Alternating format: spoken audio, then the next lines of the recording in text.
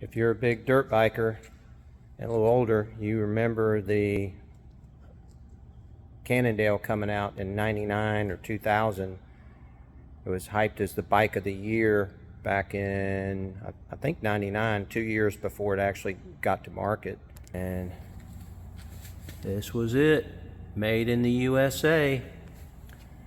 The history here is this bike was taunted to be the #1 bike on the market, and it's more infamous than famous.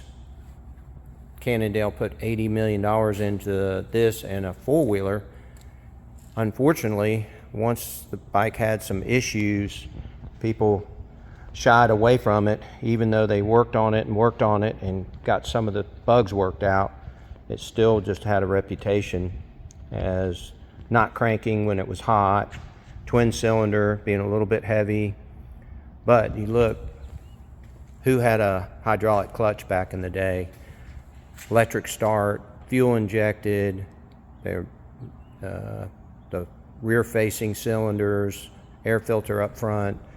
This was way ahead of its time. Lucky to have this in my collection.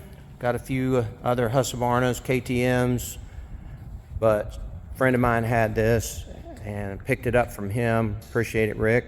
Brought it up to Highland Park here in Georgia and asked them to work on it. Found all the parts in Colorado. The guy bought all the parts for Cannondale. Had no issue really getting brakes, calipers, parts. So love it.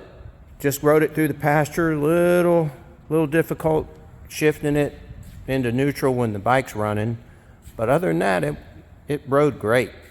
A lot of torque low end, not near as fast as today's bikes. Probably my 350 Husqvarna would outrun it hands down, but really narrow design here.